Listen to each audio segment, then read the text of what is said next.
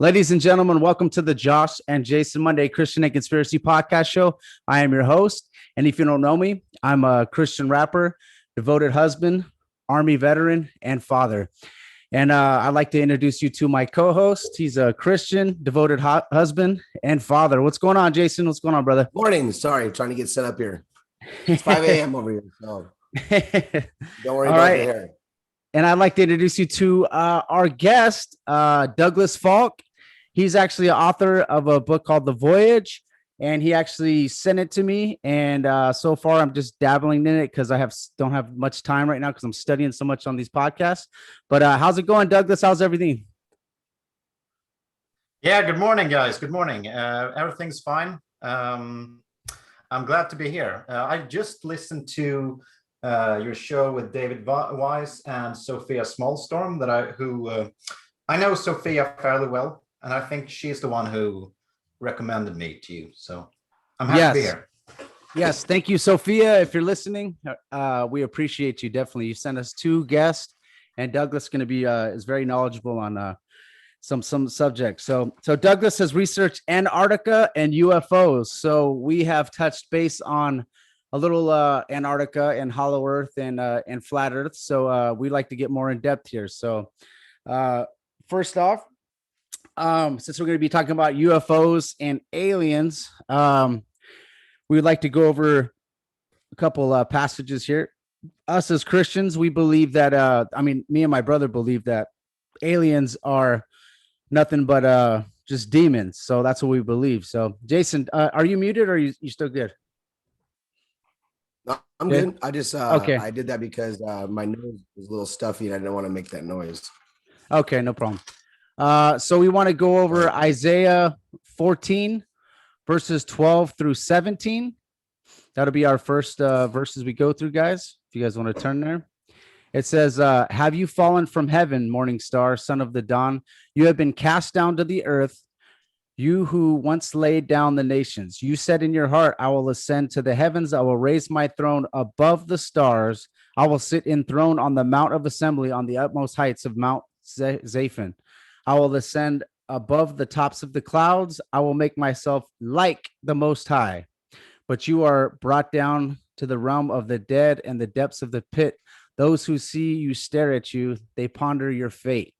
Is this the man who shook the earth and made kingdoms tremble? The man who made the world a wilderness, who overthrew its cities and would not let his captives go home? One part that my brother was pointing out to me last night when we were kind of doing the study was that Satan says, I will make myself like the Most High. So we were kind of saying that part is interesting because if it was just written by man, we would probably say that we'd be greater than the Most High. But as Satan knows, he can never be above God. Even he knows that. So that's divine writing. It's kind of crazy that they have those in the Bible, but you read it out and you look at it and you're like, wow, if I would have wrote that, I would have wrote that as I would be way greater than. You don't want to be equal to something, you want to be more than, and he knows that he's a creation, so he knows that he can never be better than the Most High or bigger than the Most High or greater than the Most High. So this is a good study, man. This is a good way to go through it. I like this. And Douglas, wonderful to meet you, and let's tackle this issue right now. All right, and then so I'm also, there's going to be like a famous verse that people or some couple of famous verses that people use as people say that there is talk of UFOs in the Bible. I'm going to go over it. It's Ezekiel 1:15 through 18. This is something that I don't 100% believe is a UFO in the Bible, but there's been a person that wrote a book, Eric von Daniken. He wrote a book called Chariots of the Gods, where he describes this as like the modern day UFOs. So now, as I beheld the living creatures, behold, one wheel upon the earth by the living creatures with his four faces. The appearance of the wheels and their work was like unto the color of a beryl. And they four had one likeness, and their appearance and their work was as a wheel in the middle of a wheel. When they went upon the four sides, and they turned out that not that they went.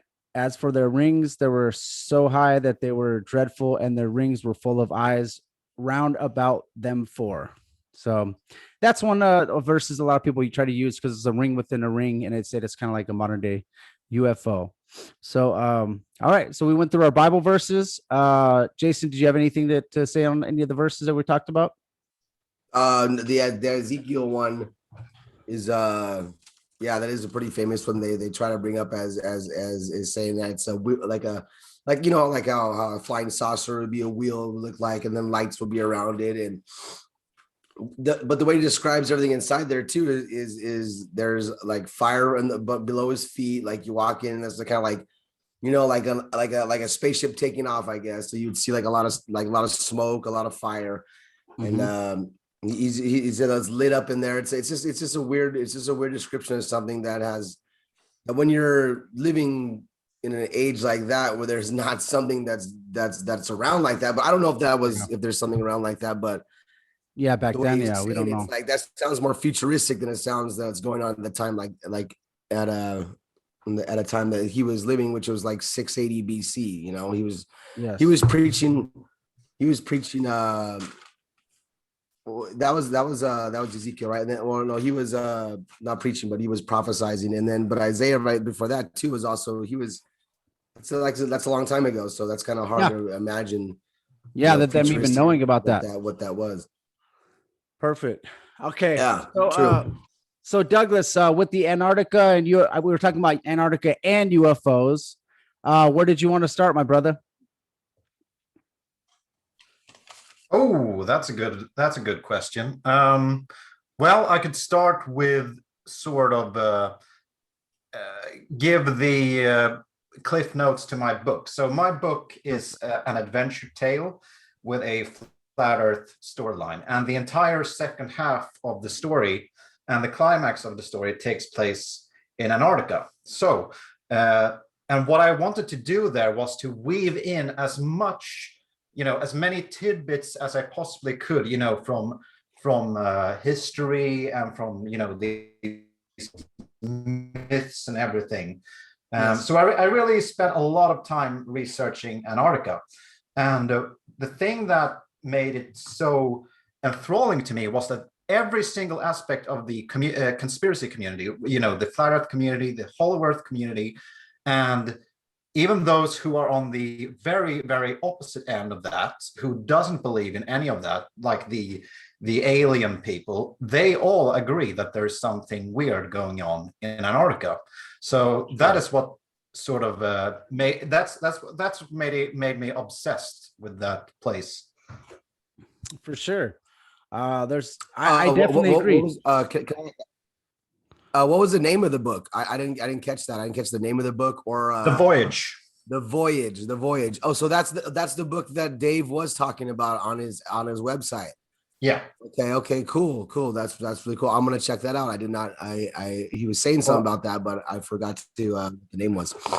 I have a copy, bro. As soon as I get done reading it, I'm gonna send it your way, Jay, so you can read it too, and then we'll have Douglas on again a little bit later on, and we can just go over the book strictly, which would be cool. What do you think of, Douglas? What do you think of UFOs and you know, extraterrestrials? Let him kind of go over that, because I want him to go over like his intro and everything, and then we'll get into the UFO part. But keep going, Douglas. Yeah. So for me as an aspiring author, the great thing about writing a fiction story is that you won't get like fact checked. You can weave in so many things and sort of get away with it. So I wanted to tie in, for instance, the Operation High Jump with Admiral Byrd, the what's the name of the second operation? Operation Deep Freeze. And there are so many small tidbits like Nazis, they set up Poland there for no reason whatsoever, 1943, I think. And that's like, I didn't know how to tie that into the story, but it was so interesting that I had to mention it, that the Nazis actually went to the other half of the world and set up a colony in this frozen tundra. It's so interesting. Okay, let's so with the Nazis, I think we should probably get into something real quick before we go down that hole. Let's go with so first off, we'll talk about there's two societies that the Nazis kind of were going with. They had, I mean, that secret societies that they had the Thule, and then they also had the Vril. And supposedly Hitler was part of the Thule, and then he got introduced to the Vril secret society. And the Vril, it comes from a book called The Coming Race. And the Vril is like I guess it was like, okay, so first of all, the book is about a civilization that lives in the hollow earth. And the book was called The Coming Race. And the Vril was like a all permeating liquid energy source that spiritually elevated its host and able to master through the training of their will. So the Vril is like another secret society. And I kind of wanted to go over that part. And what it is, so like in 1919, I guess the Vril included like 4 psychic women who claimed they were able to talk to aliens. And basically they said they were talking to like a lost civilization, lost alien civilization that is underground in Antarctica. This is just something I was reading about, Douglas. Have you heard about that at all? Yeah, a little bit. I've heard these, insane theories of the Nazis, like meeting the aliens and cutting a deal with them for their precious technology or something. Yes. So guys, here we go. So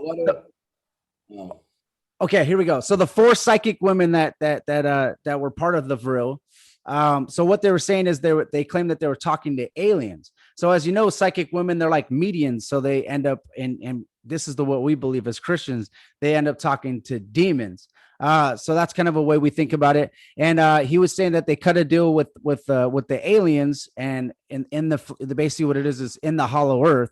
So I just wanted to go over like a little part before we get into this, because this is kind of the reason why I think that Hitler and the Nazis were obsessed with the hollow earth, because of that book, Helena Blavatsky. She was back in the 1875. She actually said that this is like occultic truth. Your internet's messed up, dude. Yeah. Oh, you guys couldn't hear me? Gosh, slow down. Your internet's like screwed up, dude. It's like, no, it slowed down and then it stopped, like pause, and then it like went like all weird. Like it's like, okay.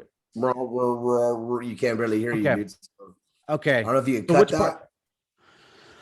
It's all right. I'll work on it. Guys, so our internet might be a little weird, so sorry about that. So yeah, this is which part every time we get into a subject like this,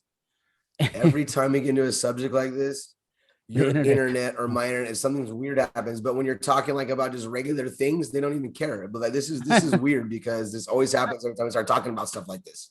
Yeah, so I just wanted to go over the basis first, because so they were kind of, so what it is the Nazis ended up kind of interested in the hollow earth. And I think that this is kind of an intro to that, was these like the Vril secret society, the Thule secret society, the women, the 4 psychic women that claim they talk to aliens. Us as Christians, we think that they're talking to demons. So they ended up so go ahead, Douglas, you can go ahead and talk about what you were about to get into.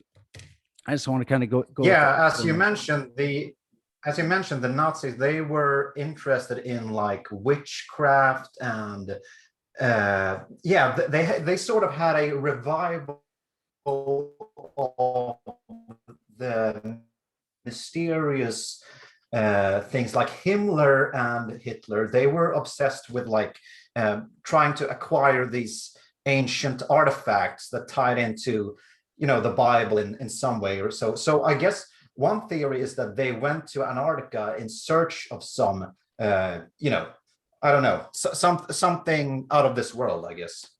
Yes, and the ancient artifacts that they were searching for. Go ahead, Jay. Sorry. What's up? Oh, well, I've done some research, and they've also found a lot of different things out there recently. Elongated heads, like the ones in Brazil, like the ones in that in Egypt. They find underwater, they find lakes in underwater parts of that place. There's so many crevices and things out there, but I feel, this is my theory on the whole issue. I know that people are going to say that I'm probably crazy, but I don't feel like we went to war with the Nazis for over the Holocaust. I feel like we went to war to get these scientists and take them over here because they were far more smarter. They had, like you said, you cut a deal with somebody to have that technology. They were far more advanced than any type of technology that we were going at. So the Holocaust I feel like was a reason, kind of like how they do like a false flag on anything, just to go in there and get these guys out of there. Because after we took over and won that war, what did we do? We shipped all those Nazi scientists over to America, and we bought all of their crap about the moon landings, about everything, about, and it's like, why would you take a bunch of people over from, that were doing horrendous, they say they were doing horrendous things over there. Why would you take these people over instead of putting them in a freaking prison, and saying, look, dude, you're going to give us your secrets anyways, but they made them prominent men in the United States. Yeah, very true.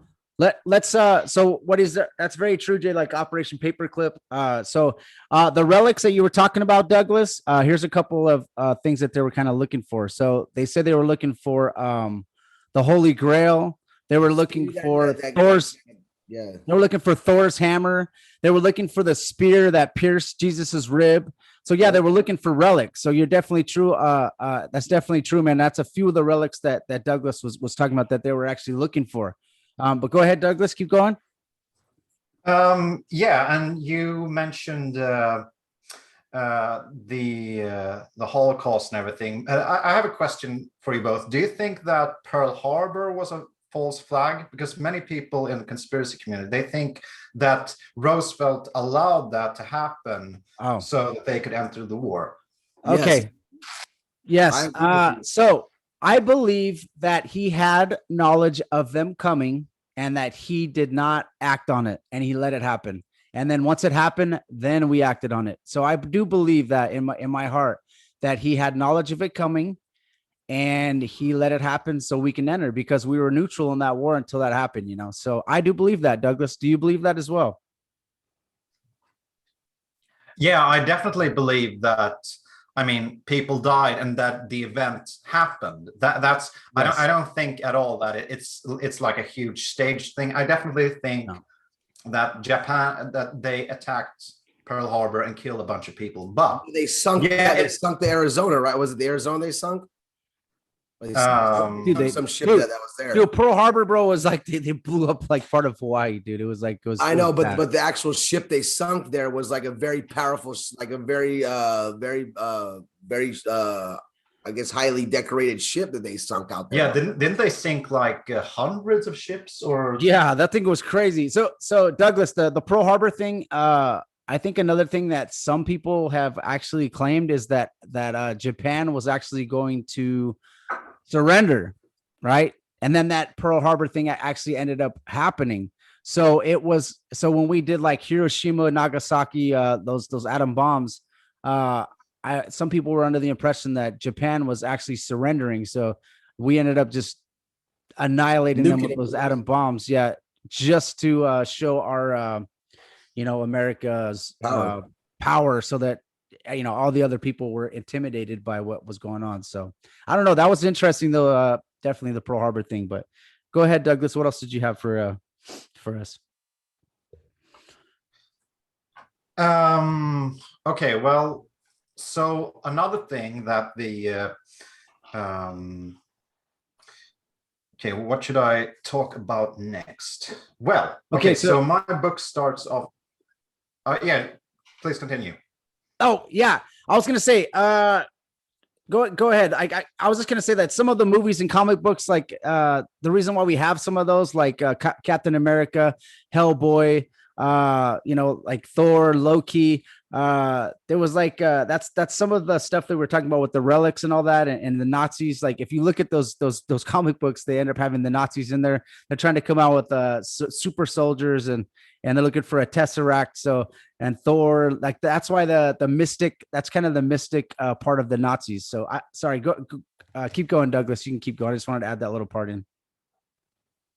Yeah, I don't have that much more to say about the Nazis. I only briefly touch base on them. Okay. Yes, I don't know. Of course. But the liberties with the history and everything. And I wanted to sort of like, it's like a what if scenario. Like what if he found something really strange there? So are you familiar with the what's it called? The Encyclopedia Americana. It's like an old encyclopedia from Encyclopedia Britannica and stuff like that. I remember. Yeah, that. something like that. So what was found recently is that a copy of that book from dating back to the 1954 or something, it mentions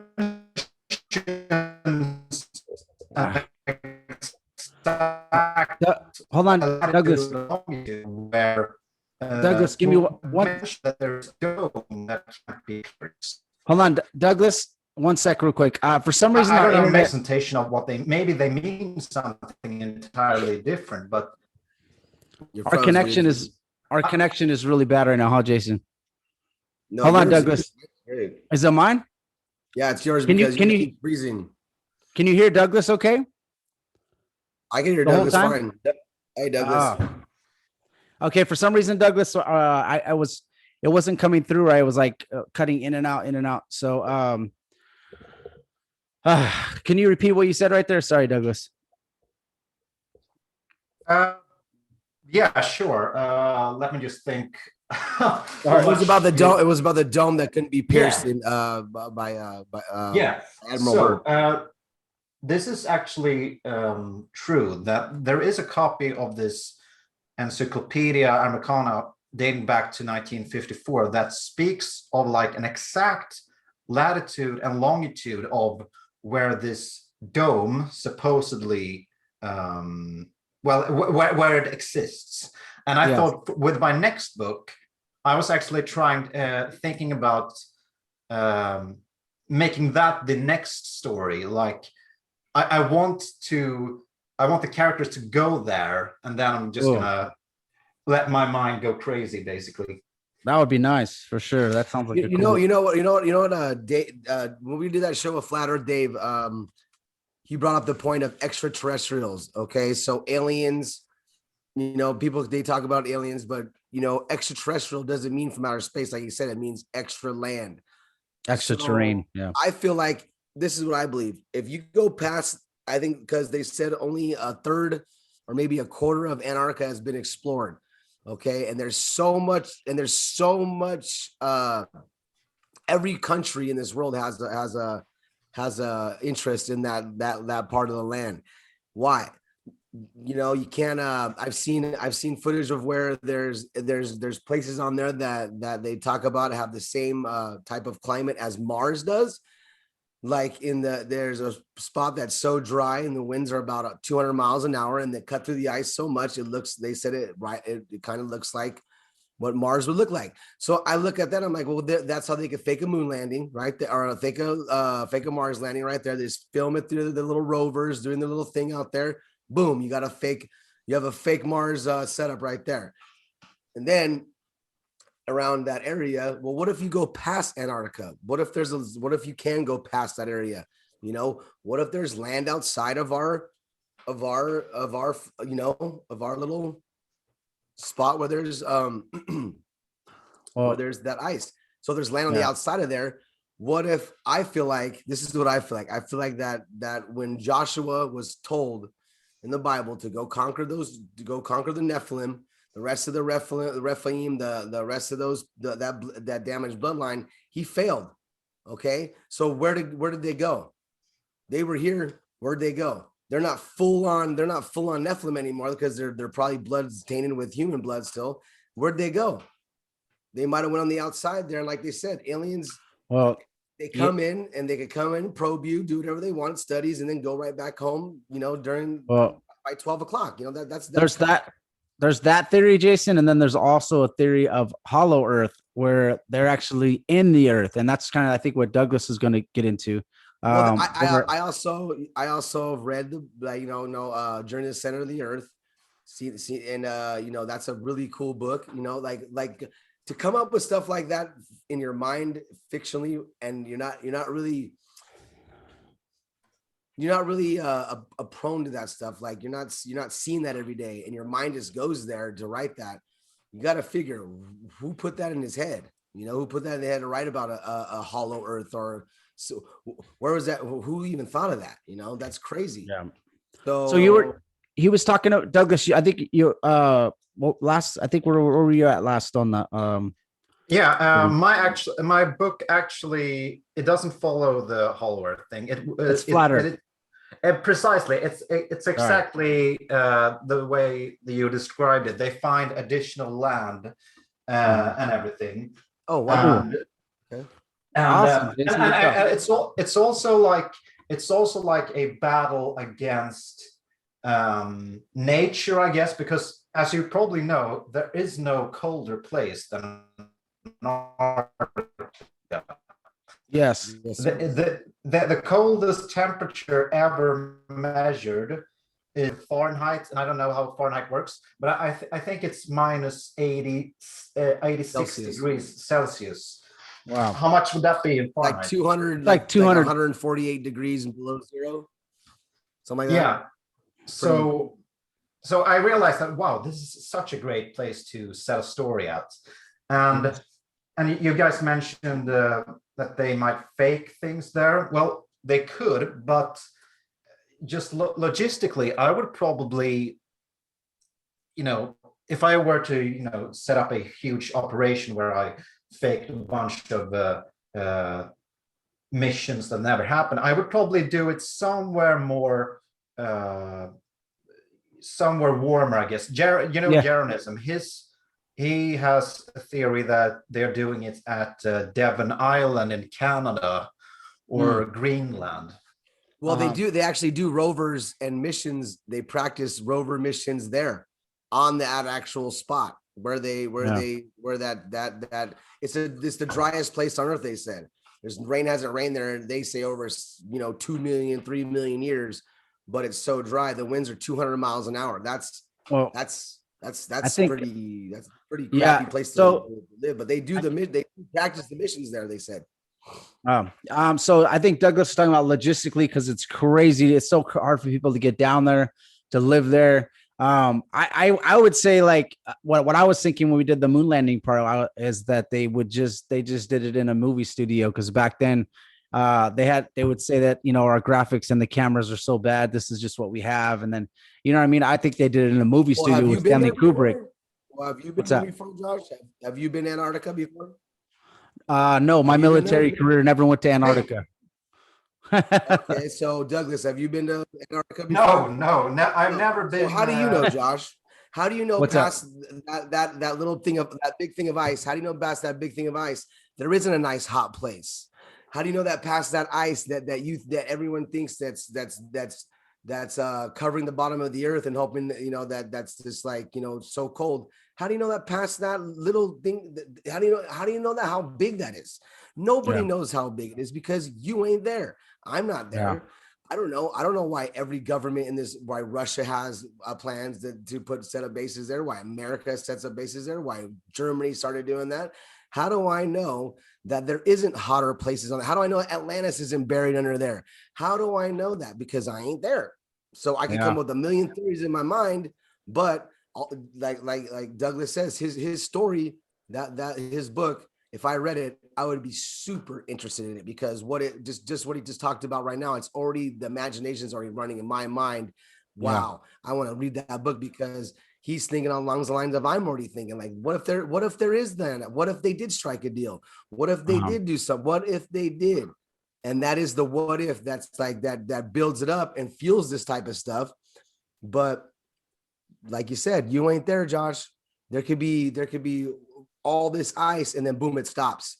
And then boom, on the other side, there's this new island. There's Tartarus, some Tartarus. What if Sheol's out there, dude? Because it says in the Bible you can see Sheol from heaven.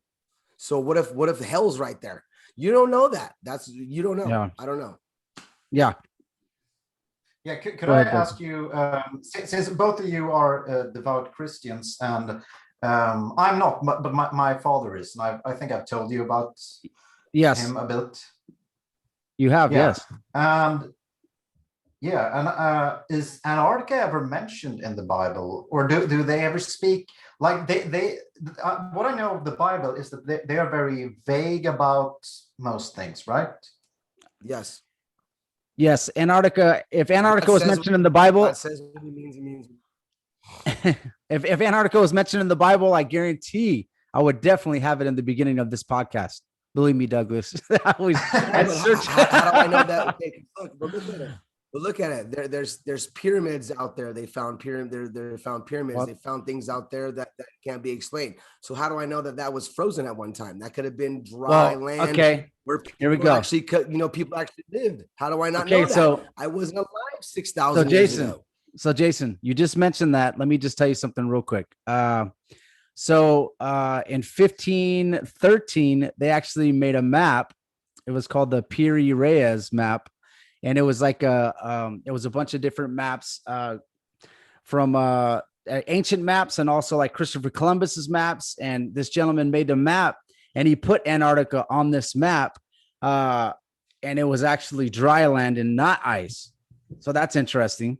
But that's something to add in. But Douglas, you were asking us if Antarctica is in the Bible, right? Well, check this.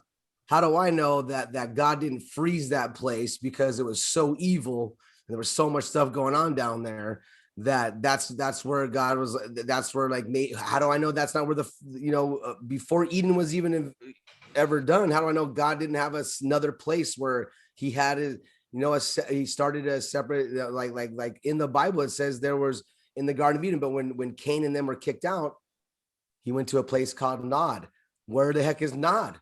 I don't know where Nod is. It's like, hey, then there were people there. There were millions of people there. So how do I know that God was like, okay, these people, this bloodline's not, how do I know that Joshua didn't chase these Nephilim all the way down to that spot and then said, you guys are, God didn't say, hey, you're stuck here now. That's it. This is where you stay until you are judged. You will stay out here in this freezing cold wasteland, but you could do whatever. You could run your muck because that's going to be your thing until I come back and judge you. I don't know. Yeah. It's a lot of weird stuff. I like this subject because you can go a lot of different routes with it, man. Yeah. Jason, why do you think the Bible is so vague on most things? Like, for instance, you have the scriptures about the four corners of the earth and that he made it immovable, but the Bible never really spells anything out. They want it to be very open to interpretation, right? They want you to know there's only one way to interpret it, but you could use the many applications for that. So I was saying like there's certain things in the Bible that weren't explained because people that back then already knew about it. You know what I mean? Like they didn't need to be explained this stuff because the people back then, they already knew. Like when they talk about when angels come down and have sex with women, they said the Nephilim were created then, men of renown, men of basically special men of basically just like the ones of old, they say. So what are they speaking of that? Where do those men come from of old? Where's those men of old? Okay. So what you guys think of is that when he speaks about these Nephilim, they didn't need to be told to these people because these people knew exactly what they were, what they capable of, and they did not need to be spoken of because they were abominations. So God did not want to put them a big old long storyline about them in the Bible so you could go on and try to search down this stuff. He puts it in there because he knew that, hey, here it is. This is what happened. Don't worry about it because when you go down that path, it's you don't need to go down that path. You don't need to learn about that stuff. I would say also like Antarctica. Yeah, I would say also, Douglas, that God, we might think that verse is vague, but what you do is he wants you to read all 31,000 verses. So then you start understanding that four corners of the earth, because there's also 100 different verses I can go over if you like to get down, and I could go into all different things that'll explain the four corners of the earth, how the earth is on pillars, how maybe the earth is flat, how we created the sun and the moon on the fourth day, how we created the stars on the fourth day. He created the earth and the heavens on the first day. There's a ton of stuff we can get into, Douglas, that can explain why that little part that you might think is vague is actually way deeper than you even thought, Yeah, so once you start reading, he doesn't say the globe is spinning. He doesn't say the globe. I made the globe.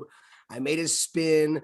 It's spinning and doing this. Yeah. And I think God would want you to know stuff like that because he wants you to know the truth. He doesn't want you to dig know the into the lie. whole. So I Yeah. think Douglas, I think what it is if you go through, verse by verse, like we got 365 days a year, right? If you go through the Bible verse by verse, like let's say you're able to finish it in the 365 days. Let's say you just keep on doing that every single year, Douglas. What happens is you start attaining all this knowledge where those verses that you might think are vague, once you connect it to another verse and to another verse and to another verse, it becomes a picture in your mind and you actually can understand it. That's the part I think, Douglas, that it takes time to study this stuff and find out, because there might be a verse in Isaiah, you go back to Ezekiel, and then you go up to Revelation, and then you go into all these different parts of the Bible that it's going to explain exactly that little part that you thought was vague. It'll actually explain it in a real in depth. And, I think God just wants you to not just take one verse and to be like, all right, I'm just going to stick and put all my eggs in this basket. I think he wants you to read the whole entire Bible and have a deep understanding of what's going on. Douglas. Yeah.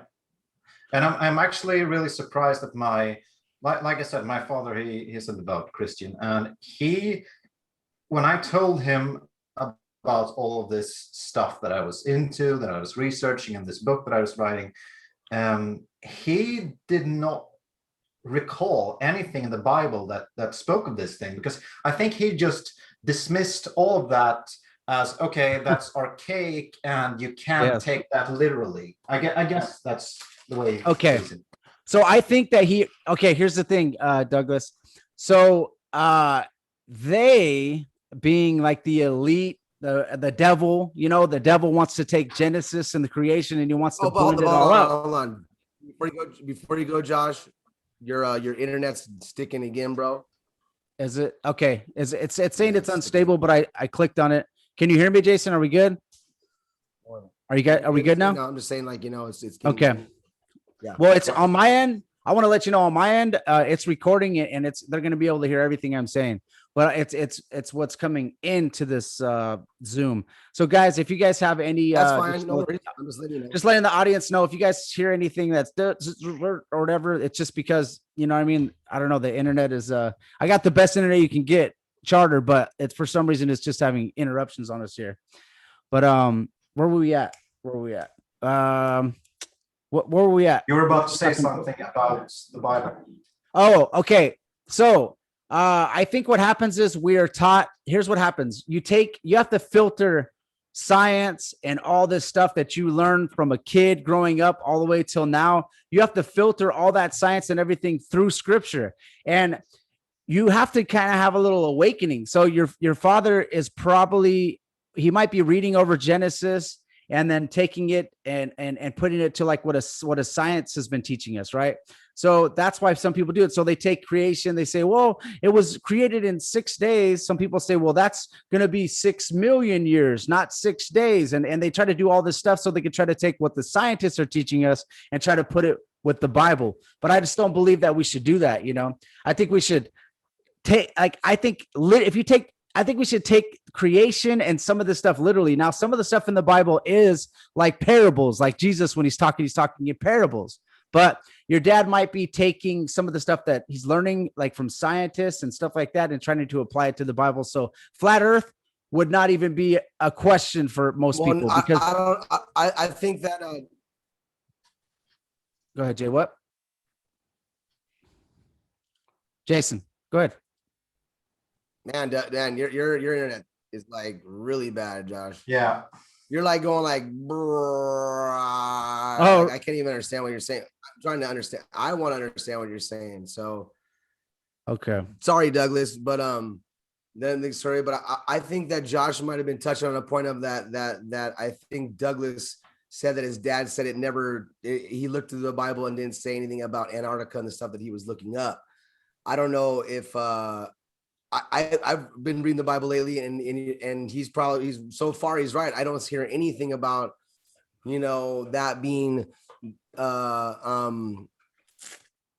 think he's talking about the flat Earth, dude. Douglas, are you talking about the flat Earth? But how it holds together. Antarctica, how do I know that's not the firmament that God says that's like like I know you saw that last night, Josh, or this morning. I told you about that guy, Dr. John S. Barrett, and he shows about how he says when Lucifer, this is Lucifer. He created him, beautiful, great, this was the most perfect invention that he had, right? And then he falls, right? Boom. That's where you get aliens. That's where you get all this stuff that comes through.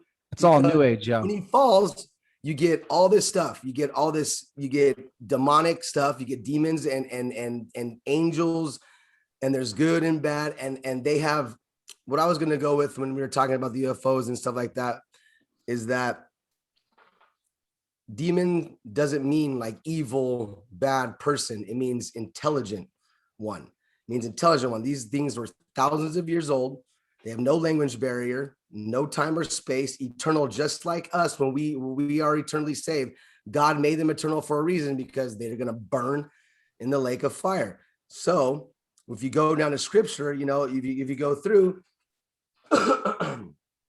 like Mark 1:24, it says, I know who you are. This is a demon speaking to Jesus. I know who you are. You are the Holy One of God. Basically saying like, hey, if he knows who you are and they are scared of him, okay, we don't know that he exists. People don't. If you have faith that Jesus exists, and you believe in the blood, and you believe in the gospel, you're saved. You're there. A demon can't enter something that's already spiritually filled, but does not mean you can't be influenced by a demon. Does not mean. So when people see these things flying in the air, they basically, I feel like they're interstellar, so they could just go in and out of space whenever they want. They come in and appear. They come down. They defy naturals. They like the flight patterns of them. They defy natural gravity. They defy natural physical science that we can't even understand. So that is one thing about them. Yeah. They're some scientists come up with that they're interdimensional. Yeah. Yeah, but they don't sleep. They don't eat. Yeah. They don't need a rest. No, that they don't need some people. I'm talking about the UFO. I'm talking about the UFOs. They say that they're interdimensional. So that's what some scientists came up with. You're also saying that they could go through anything then. So they could go through spiritual realm. They can go. So they're coming through.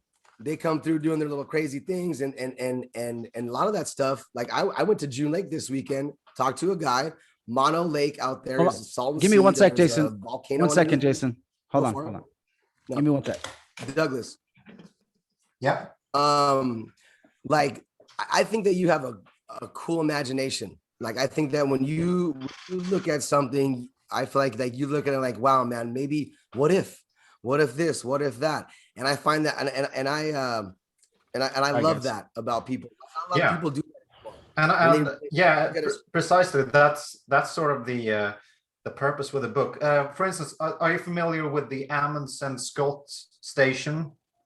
No. What is that? The Amundsen Scott base is the research base at the South Pole. It's like the it's the most southernmost outpost on Earth, allegedly. Okay. And that's where the scientists and the Americans. It's a base where some people live all year round. And I just thought, okay, this is a very, very interesting setting, and I wanted to. What I did was I set up an action set piece there in the book, so that it will both be entertaining and informative. Like, okay, what is this place? People will get a bit of enjoyment, and they will also learn a thing or two about this weird place.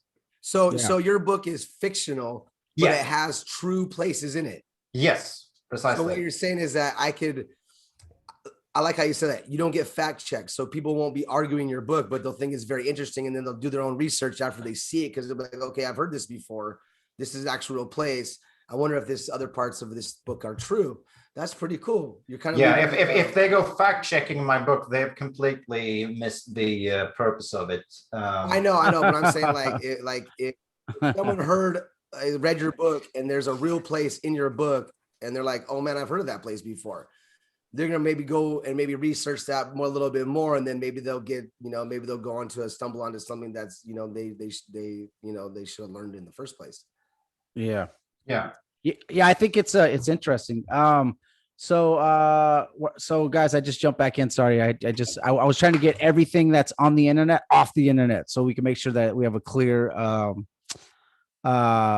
So in your book, Douglas, does it, like what else is like, okay, so you covered like the, some of the bases, but where does it go after that? Like what is the rest of the story? I kind of want to know a little bit about it, but I know that you want other people to read it, but I kind of want to hear about it. It sounds really interesting. I like that. Well, I don't want to reveal too much because the end game takes place there after they go beyond the Amundsen Scott base, and that's where that's where I really tapped into the crazier half of my brain, and just because until that point, every single location in the book exists for real, and from there on out, I just used my imagination basically. You had to, though, right, Douglas? You had to, though, because that's like part of the unexplored areas of Antarctica that we don't get to know. So you had to kind of go deep into your intellect and well, what if God was using Douglas? What if God used Douglas to get information out there to write it down, and he just can't, like you said, imagination just went wild with the rest of it. How do I know that it wasn't channeling his brain from God and just said, hey man, write this down, let people know about it, because it's actually probably close to the truth. Because if you could, sometimes the imagination can nail the truth right on the head. And I think that's actually kind of cool, because if you go into the what if things in your head, you could go into a what if thing and be like, oh wow, I just connected it. I just connected all of it together. Like you could get like that. And that's pretty cool, Douglas. And that's amazing. I want to go deeper into this. So what do you think about actual aliens, UFOs, and feel like that is? Because Jason, you froze this time. Oh.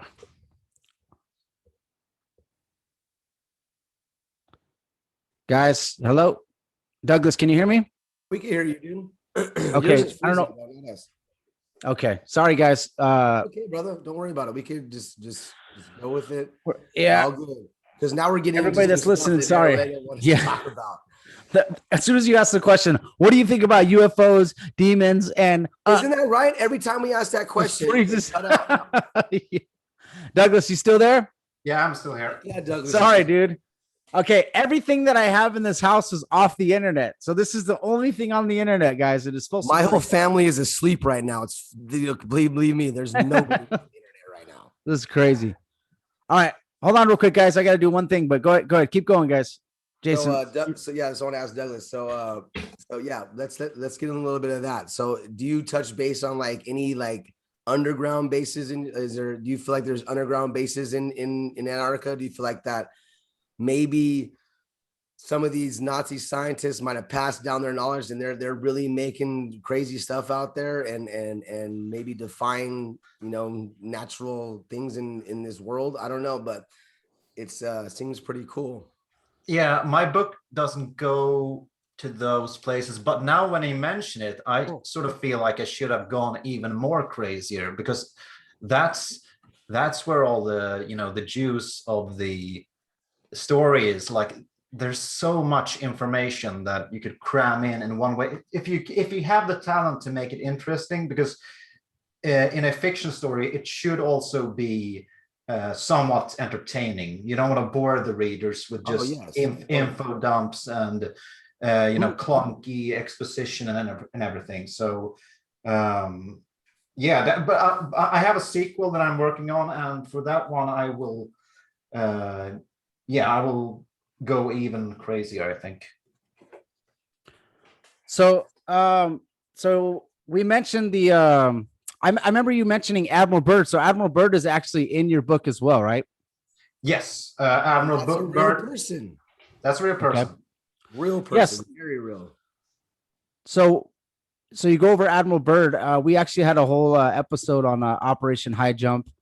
That's kind of why. Okay, so the way that we would think as Christians, if we believe in the flat Earth, okay, would be, this is why I mentioned the hollow Earth. So we believe, this is what I believe. I don't know. We believe that the flat Earth, there would be the dome, the firmament, God sitting on top of the throne. There's three heavens. Okay, where the birds fly, where the stars and the moon and the sun are, and then above that would be the firmament, and above that would be God on the throne. Below us would be Sheol or hell. Okay, so that's why I was mentioning the hollow Earth. I know that you mentioned Admiral Byrd on our whole podcast when we were talking about hollow Earth and Admiral Byrd and everything in Operation High Jump. We were talking about like how Satan was talking to God in Job, and he was saying he was going in the earth to and fro, up and down. So like, that's why I was mentioning, you can actually believe in hollow earth or hell being in the earth and believe in flat earth at the same time. So when you mentioned Admiral Byrd in there, did you even touch base on the hollow earth at all, Douglas? No, because I didn't want to make it too sprawling. I wanted it to have a sort of distinct narrative, and the narrative in my book is all about the flat earth theory. So okay. I go with the idea that Admiral Byrd discovered something in Antarctica that revealed more land, basically. That's what I'm or more proof that flat earth is the truth. Yeah, but I didn't play it out as if he was looking for it. I just played it out as if he was on a mission and he stumbled upon something that he did not expect. Because Admiral Byrd was like a modern day not modern day, but like the Indiana Jones, basically. He was searching for, and if you think about it, if this guy was searching for stuff like that, with trying to, Operation High Jump, Operation what was that one? Operation Fishbowl too? Was it Fishbowl? That's Fishbowl is the one where they shot nukes up in the sky. Yeah, so just stuff like that, and then you got Hitler looking for all these biblical artifacts, like seriously biblical artifacts. Wouldn't it kind of put the proof that the Bible is kind of real? that if you got some psychotic, leader that wants to find, these things and search them out, and he knows that they have certain, powers to them, wouldn't you think a little bit? You'd be like, hey man, maybe the Bible might be onto something, because if you got, world leaders that are trying to hide things and trying to find stuff and trying to keep people in the dark about stuff and only let you know certain things, where's why would they do that? Why would they be looking for that stuff? Why would they be trying to disprove God? Why are you trying to disprove the Bible? Why? No, it's real. Well, that's a good question. I think go ahead, Douglas. Yeah, and I'm really surprised that we were never taught about Admiral Byrd in school. Like you said, Jason, he is basically, when you stumble upon his resume, he is the modern day Indiana Jones, because he didn't just go there once. He was like obsessed with going back and forth. It seems like he wanted to go everywhere that man had never gone before. And if Antarctica was so desolate and such a crappy place to go visit, why would you want to go there over and over and over and over again and try to seek something that's beyond that stuff? You don't want to go. Why would you risk? They risked a lot of people's lives going out and doing the cutting, blowing up the ice, doing cutting ships through there. There's things that there was a story about these guys that went through there. The whole boat got caught. 28 men stayed on board. Like I think like 12 some men left, and they're going through territory that's unseen. So they went to a whaling station to get help. They did it somehow, some way. They also, a lot of them survived. But man, that's like, if it's so desolate and crappy, why would you want to go explore it? Okay, so you guys got to understand something. Do that. You got to understand something too, dude. Is it's not like only Admiral Byrd wanting to push the United States Navy into Antarctica. It's like this: 1939. Hitler and his guys sent a ship out to Antarctica, and they called this land New Swabia or New Swabenland. So they actually set up a base out there. Okay, guys. And what they said is they were setting up a weather station. So the Nazis actually did set up a base out there. Okay. So when United States Navy caught word of this or wind of this, that's when Admiral Byrd, he did want to explore. That's his mind is like, hey, I want to explore Antarctica. That's so he gets to do that at the same time. But they sent like 4,200 troops out there, a bunch of boats, planes. They were ready for war. So when they went down there, it was like Admiral Byrd did get to complete his, I want to look at Antarctica and try to check everything out. But at the same time, they were prepared for battle. You know what I mean? So it's very interesting. They said it was just a scientific exploration. Yeah, but why you headed down there with the Rat Pack ready to roll, dude? That's what I'm saying, bro. They were dropping trucks. They were dropping troops. Yeah, dude, they weren't. I don't think they were going ready for war. If it's a weather station, that's what they were claiming.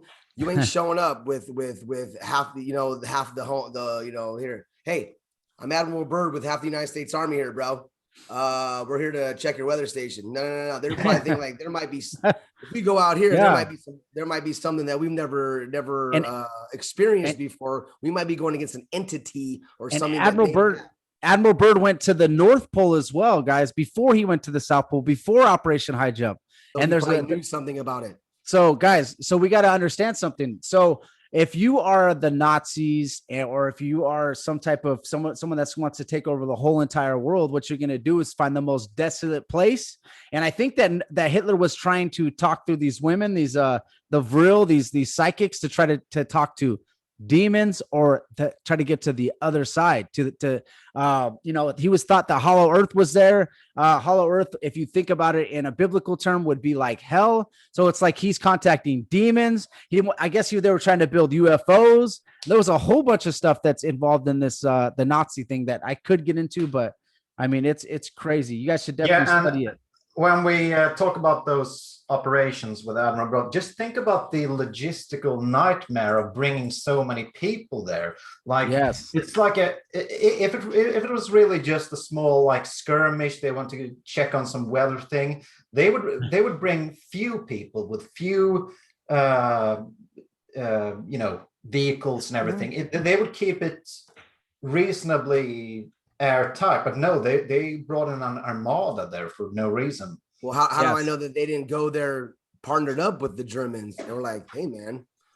Well, there's a theory out there, actually, Douglas, I don't know if you've heard of this, that the Nazis actually won the war and that America got with the Nazis at that point, wanted to get their technology. And then you see, like in 1947, Roswell happens, and there's actually a UFO that crashed, right? So it's almost like during these times, in this window of time between 1939 and 1949, Operation High Jump happens. There's talk of UFOs. There's talk of all this stuff. And then all of a sudden in 1947, Roswell happens. And then the CIA is created.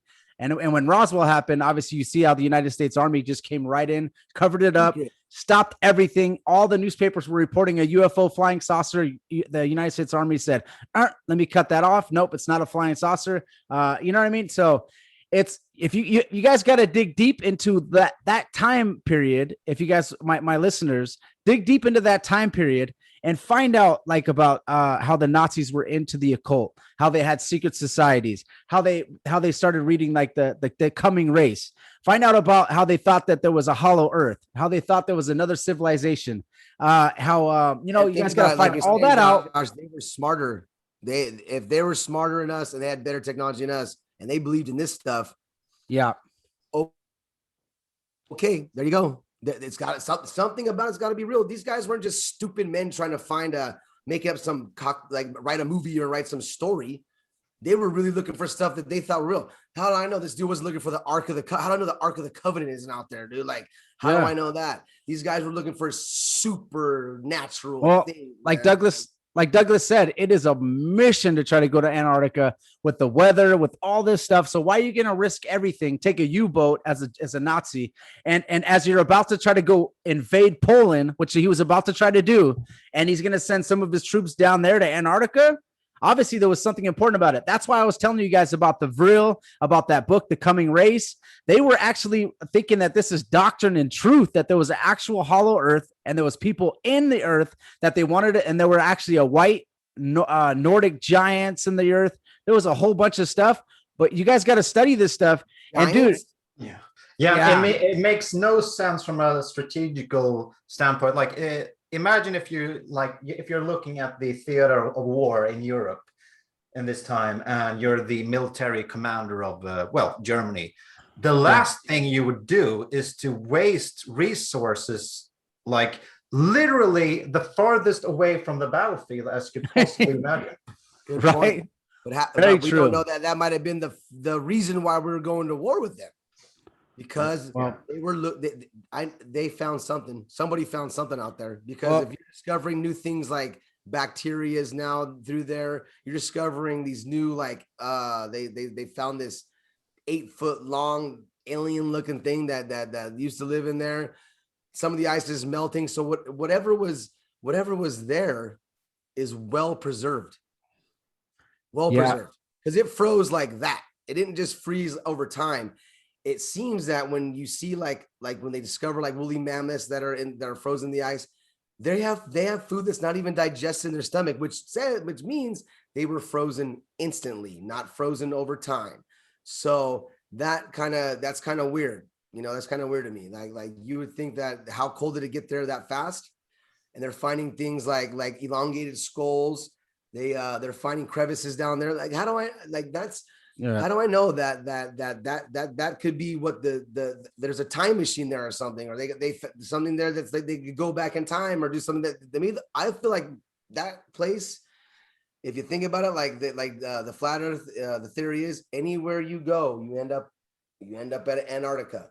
So they call it the Arctic, right? So the Arctic is the North Pole, right? Right? That's what this. No. Oh, okay. I'm sorry. So Arctic is the top, Antarctica is the bottom, right? Okay.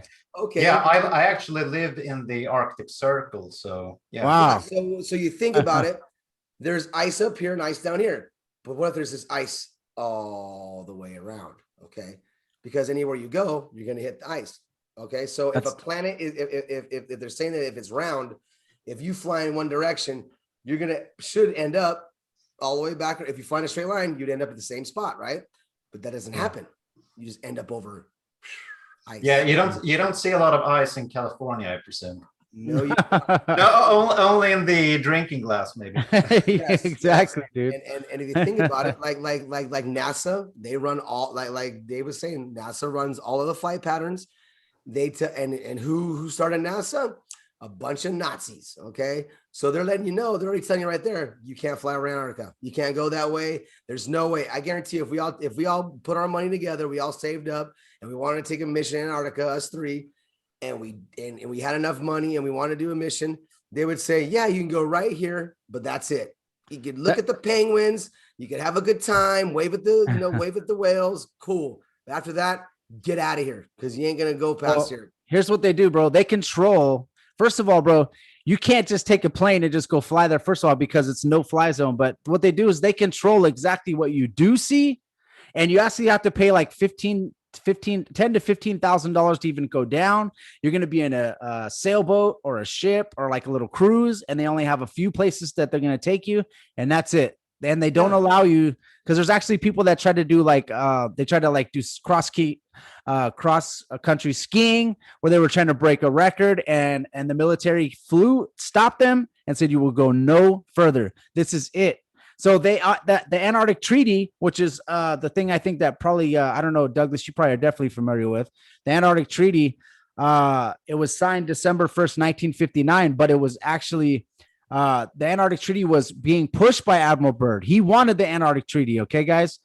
His brother, Harry Byrd, which I mentioned on another podcast, actually voted against it. See, Admiral Byrd died a few years, I think 3 years before the actual treaty was signed, but he was like the father of the Antarctic Treaty is what they say, that he was trying to get the Antarctic Treaty signed. But you guys got to understand, Admiral Byrd is also, which as conspiracy theorists, he's also a Freemason, which I already mentioned. So was his brother. So was the gentleman that actually that was running Operation High Jump. I don't know. Are you familiar? Let me see if I have him on here in my notes. Jeez. I think it's James Forrestal. Are you familiar with him, Douglas? No, he doesn't ring a bell, to be honest.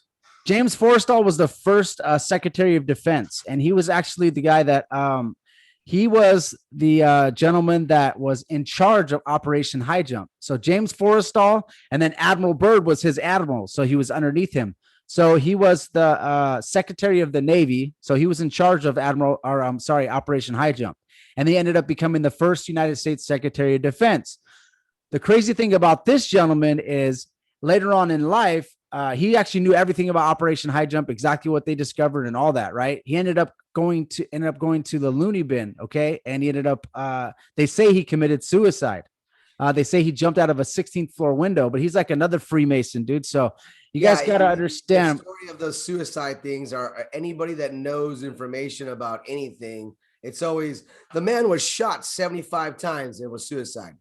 They say he jumped out of a 16th floor window. Yeah, but okay, so sorry, but he was probably thrown out. This is just basically peeling back the onion a little bit more. Okay, guys, we could talk about Admiral Byrd, but who is in charge of Admiral Byrd? So this is the Secretary of the Navy, James Forrestal, also Freemason ties. Okay, guys, so you kind of look into him and you're like, wow, okay, he was in charge of it, and he ended up, they say, committed suicide.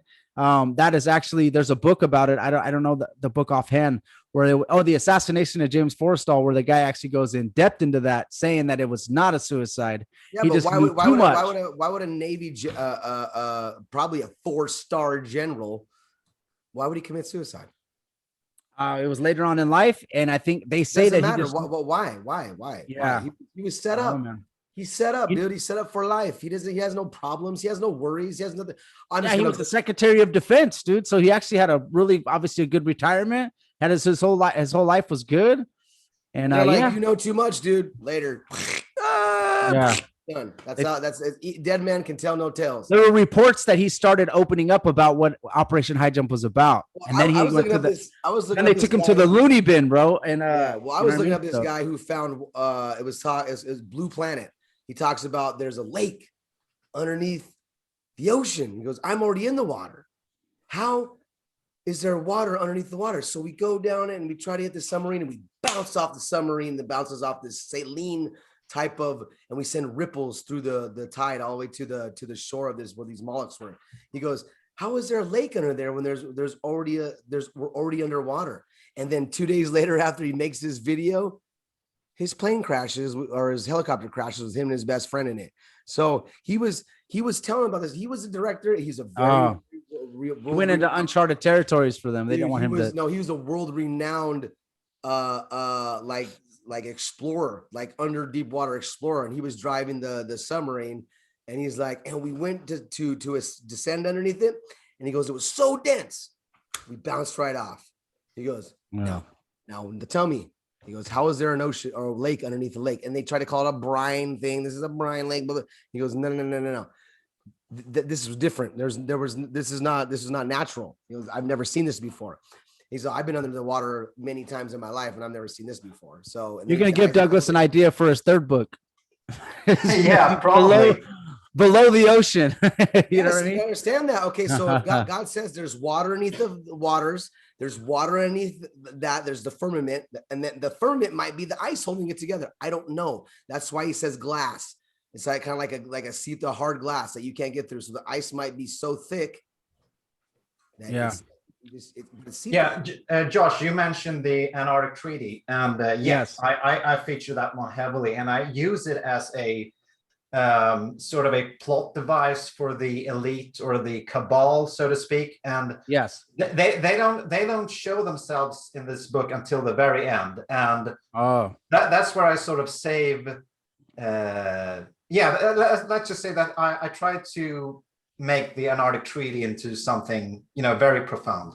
So Cabal, the Cabal, Baal worship, Baal worship, that is actually in the Bible, because that is a form of worship that's Baal. Cabal is that's an occult type of thing. And if you're thinking about it, people think like, the Cabal, they're like, oh man, that's something that's like a religion, I guess, nowadays. I guess Madonna's into it or something like that. I know you're talking about. I know what you're talking about, Jason. So the Cabal, you think about it, it's like if Christianity lived on, if Christianity could not be killed and be eradicated through time, You know, Cain tried to eradicate it with Abel. And it still went on. Okay. After that, you know, Muslims kill Christians. You know, Romans killed the Christians. You know, all these Christians were killed through time, but the word of God lived on. So if you think about it, you don't think that a rival, the devil's form of worship, the devil's form of a religion didn't live on too?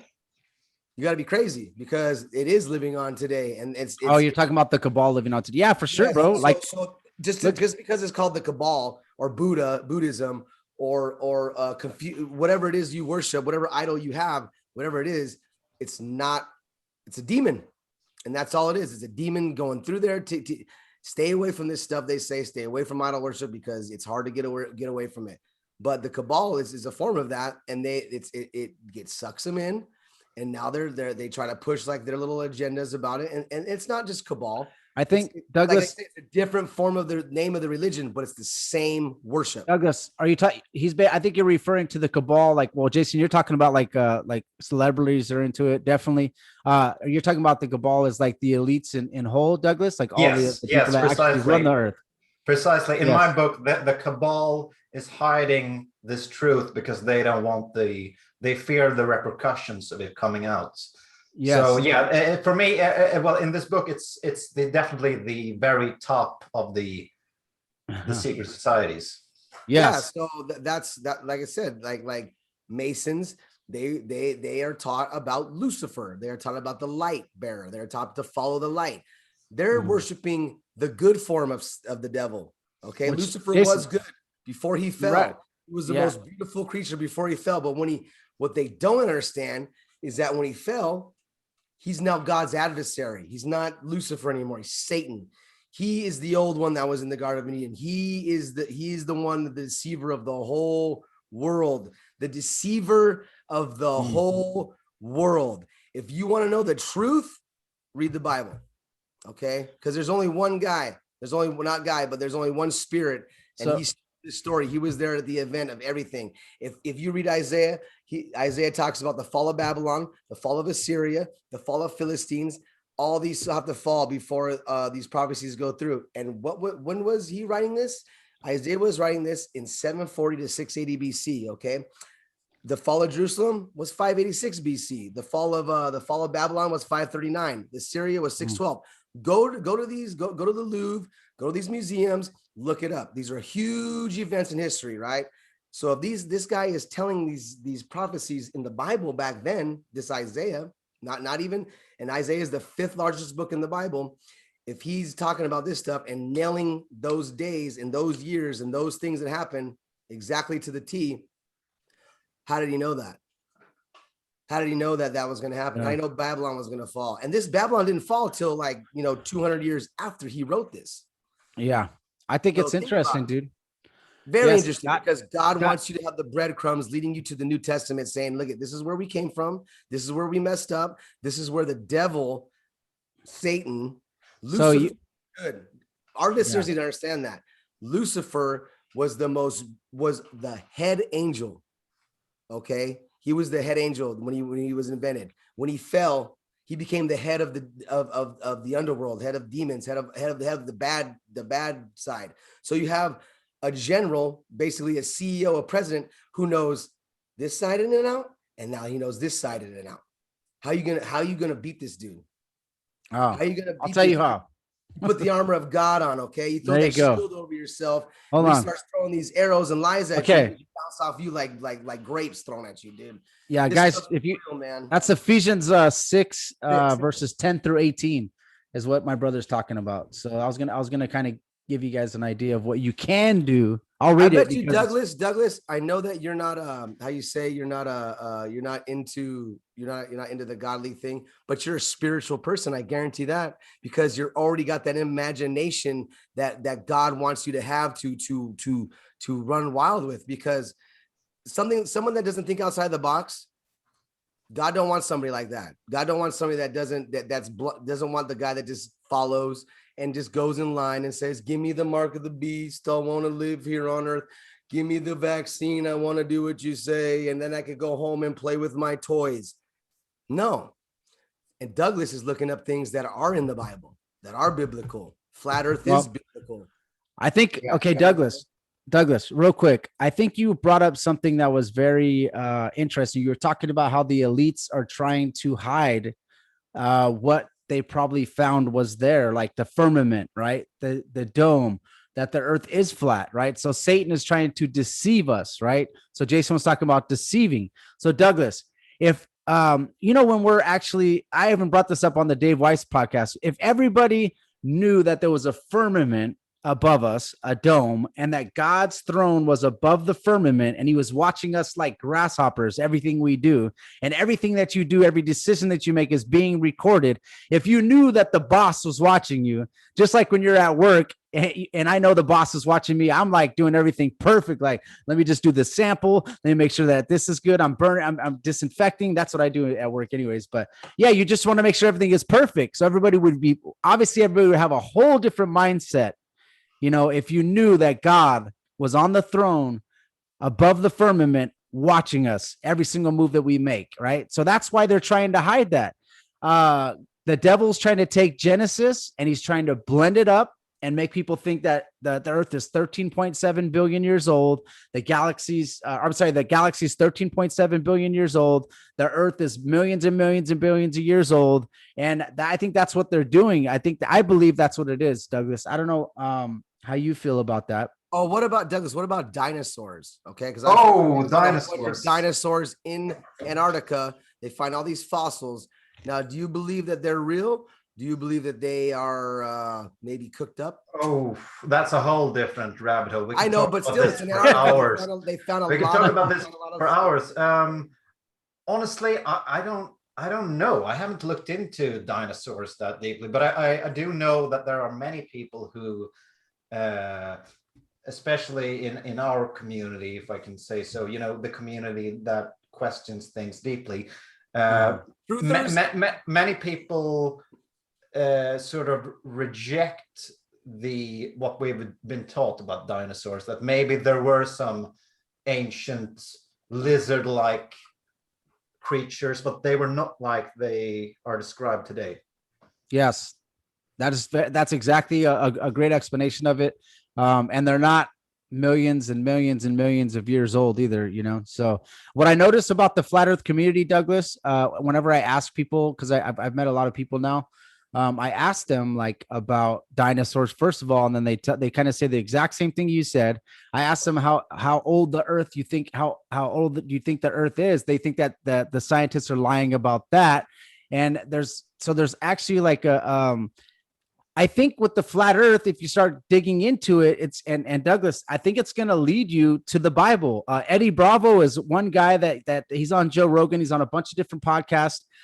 He's a flat earther.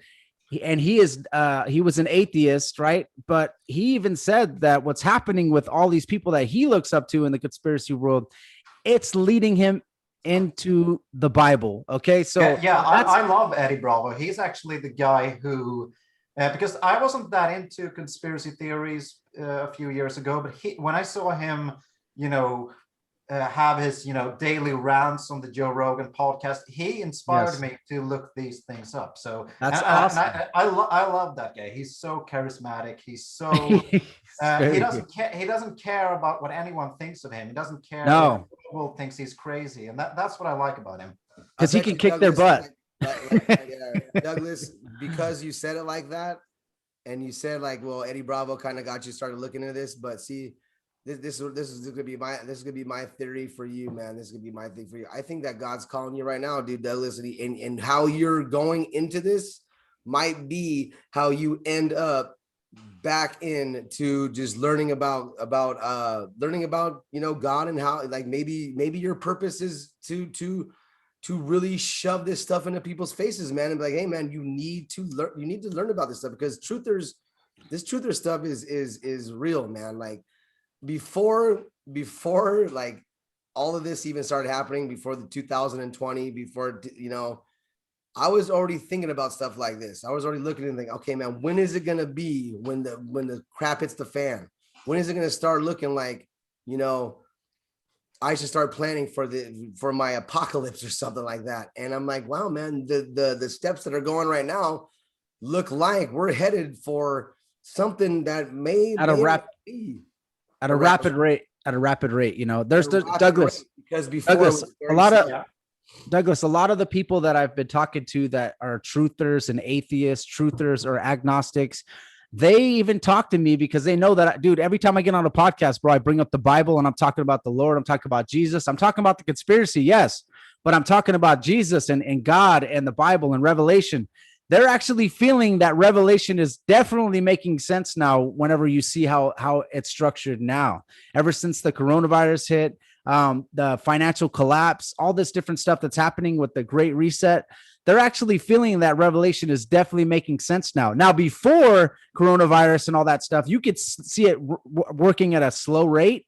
So us as Christians, we believe that it's going to happen and that revelation is going to happen. But now that you see the coronavirus happen, the Great Reset, now you're starting to see all these things be discovered about, like pedophiles, the politicians, all this dirty stuff is coming out. It's happening at a rapid rate now. And, as far as revelation coming, dude. So that's why we suggest to everybody to read the Bible. You want to make sure that you are believing in Jesus and you're following Jesus before he comes back. You don't want to be like the people in Noah's Ark where they were waiting for they wanted the ark to open up, right? Go ahead, Douglas. We're going to say something? No, I was just listening. Oh, okay. Sorry. I thought you were going to try to say something. My bad. Yeah, that's how we feel. We don't like to Bible thump anybody or anything like that. Whatever you believe, I love you, Douglas, no matter what, dude. I love everybody on this earth. And honestly, dude, I'm in the military. Actually, I'm out now, but I would die for everybody, dude. Like I think that I would actually put my life on the line, and the Bible, I would die for that too. So, but we just like to at least mention it to you. Well, Josh, check this out. Okay, so Revelations, right about Revelation. So these letters to the churches, right? So letters to the churches say, if you have a spiritual ear, you will listen. If you don't, sorry, that's your problem. So you think about it. What if all these truth stuff coming out is the letters to us? Okay. They have these, the pedophilia rings, and they have like flat earth, they have they stuff like, hey, look, they're trying to disprove me. They're trying to say that I'm not real, that I'm this joke to them. But I'm not this joke. I'm gonna tell you people the truth. And if you guys don't read about it, if you guys don't believe it, that's your fault. Like that guy says, he says, hey, we put this out there in front of your face. We do this all the time. We tell you what we're doing. We show you what we're doing through movies, video games, through media, through all this stuff. It's not my fault you don't listen. It's like, wow, man. Okay, you're right. It's like Lil Nas says. Lil Nas X, the guy came out with the devil basketball shoes. He says, hey, the parents start tweeting him, hey, man, you're this, you're that. Da, da, da. He goes, that's not my fault you let your kids listen to my music. My music talks about drugs, cheating on your girlfriend, doing all this stuff, having homosexual stuff like that in your face. And he's saying, it's not my fault that you let your kids listen to it. I just make the music. I'm an artist. You are the ones who let it go through to the little kids, which we're trying to reach, which we're trying to, like he says, like I said, the devil could take something good and he could turn it into something bad because he rapes, molests, murders, and just kills that something good. But God can take something so horrible and he can make it very good. Even if your situation is bad, he can turn it good in a second. And that's what people don't understand, because when like I was listening to John Ramirez last night, and I had bad things about this guy. I'm thinking in my head, man, this guy might be lying. But then I thought about it. I'm like, Lucifer was the head of the angels, and he's the head of the devil now. So what I thought was, man, this guy, John Ramirez, was doing some of the worst things in the world. And he's telling me on the podcast, and I'm listening to that, what he was doing. And I'm thinking in my head, I'm like, man, how could God forgive that? How could Jesus forgive that? And then I thought to myself, wow, man, how could Jesus forgive me for the things that I have done in my life? How could Jesus forgive anybody for? And the way he was saying it, I'm like, man, he really did turn his life. I believe that after I saw doing these studies, I want to thank Douglas for the show, because just this show has opened my mind up to a lot of different things and reasons why, just different reasons, different imaginatory things about stuff. I don't even know if that's a word, imaginatory. I think I just made that up. But just different things in life that like I'm just opened up to now, because I'm like, wow, just the last few weeks of doing these studies, I'm like, oh wow, man, this has brought me even more closer to God. It didn't push me away. None of these conspiracies have pushed me an inch away from my faith or God or Jesus or nothing like that. It's brought me miles and miles closer. Well, I think, Douglas, like we said, we definitely appreciate you coming up with the Antarctica UFO. And also, we even appreciate you. I appreciate you sending me your book. But he still hasn't answered my question. What is his thought on the UFOs? Where do you think? Yeah, we'll finish it off with that, Douglas. Yeah. Go ahead. What is your thought on the UFOs? Oh, I have to disappoint you with a rather lame answer. That no, okay. There's no. I don't know. I don't have such a firm belief either way. What about your? What did you write a book about then? Yeah, I don't know. I can't give you a great answer to that. It's okay. But it's very interesting. I think. Well, me real quick. Well, I'll say that for me, I believe that. Okay, so the technology that we get to know about, the government is 50 years ahead of the technology that we get to hear about. So my friend had a good point. I think that there's unmanned aircraft. Okay, guys, this is a way you can think of UFOs. Okay, there is unidentified flying object. Yeah, definitely. I think people are seeing them, but you guys got to understand now that we have unmanned aircraft, which we probably had since the 50s or 40s. They can do maneuvers that you don't have to have a person in there to to handle the G-force of. So I think that the UFOs that we are seeing, I believe, are actual from the government or from the elites. They're actually making stuff, getting ready for war. That's what I believe. Josh, you read that Isaiah verse. I will ascend, I will descend, and I will ascend again, and I will be above like the Most High. So how do I know? Because you understand, a third of the angels, they fell. Okay. Yeah. They fell with them. So I don't know how many a third is of how many. They could be fallen angels. That's a way that I thought about it. I'm just giving you guys another perspective. I ascend and I descend. There's no definitive picture of a craft. There's no definitive. They could be a hoax, anything. How do I know that's not just a spirit of a it could be an angel, a fallen angel flying through the sky. No, not even a fallen angel. It could be a good angel coming down. Could be something coming down because they visited man too. They look just like men. They come in appearance of a man. They speak English. They talk to you in your language. They know every language. There is no language barrier. These things are eternal. They've been here like when earth and the heavens and earth were invented or were made by God. Who applauded? Yes, true. The sons of God applauded. Okay. Yes. They were like, okay. Wow, so Jason, we're coming up on an hour and a half here, so I think we're hitting our time limit. I don't want to go to 2 hours, or else I have to do all this editing. So Douglas, why don't you plug your before we get out there? It feels like a great point to wrap it up because we have touched base on a lot of things. Yes. Okay. You want me to plug my book real fast? For sure. Plug your book, Instagram, Facebook. Hold on.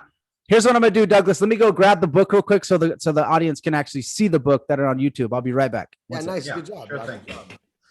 And meanwhile, I can say that it's on Amazon, Barnes and Noble, and it's both on Kindle. Kindle version is the electronic version, but I prefer the paperback version if people want to read it, because the graphics team that designed this book, they put on a ton of effort with the cover art and and there's a bunch of artwork in the book itself as well. So I would definitely recommend that the reader gets their hands on the paperback version. Oh, okay, guys, I'm back, and I don't know if you guys could see that. We can. Audience. Hopefully, you guys could see that. That's called the Voyage. What about that kind of like if you fit it together, like that's kind of like a Pangea type of type of that's a cool picture, man. That's awesome. It's that's really a really cool. good illustration. That's actually what I think. That's in my mind. That's exactly what I feel that's what it looks like. No lie. But outside that ice, I feel like there's more land, there's more stuff, and more dry, like you said, dry land, maybe even nicer climates. Who knows? Yeah, so guys, I'm really happy with the cover image, and my publisher and I, we went to we had a bunch of ideas, and they had some idea about they wanted the cover to be a boat in front of the ice wall, but I just felt that it felt a bit silly. This felt more epic. Yes. In a sense. This is nice, dude. You get an instant grasp of what the story is about. The cover looks like the Catcher in the Rye, man. That's awesome. All right, so yeah, guys, check it out, Douglas Falk, and you can get the book on Amazon. Douglas has a website too. I don't know if it's still active, but www.douglasfalk.com. You could check that out, and we're gonna wrap it up, guys, and with some prayer. So let me just go ahead and bow our heads. Father God, in the name of Jesus, thank you so much for giving us this time. Thank you for clearing up the airwaves and letting us be able to speak on the, with our internet clearing up. In the beginning, it was a little raspy. We appreciate everything you do for us. I just want to pray for Douglas and his family. I want to pray for his father and everything. God, you already know what's going on with that. So I just want to pray for his father and, just God, just get everybody closer to you. That's what we need right now in these times. We need people to get closer to you, Lord. So open it up. And I also want to pray for Douglas that his day goes good. And that I just want to pray for me, my brother, that our day goes good. Thank you so much for blessing us with this time, Lord. And thank you. And Father God, in the name of Jesus, I love you. In Jesus' name, amen. Amen. All right. Thank you guys so much. I appreciate you, Douglas. We're going to go ahead and end the podcast. Thank you, Douglas. Yeah, thank you. It was my pleasure.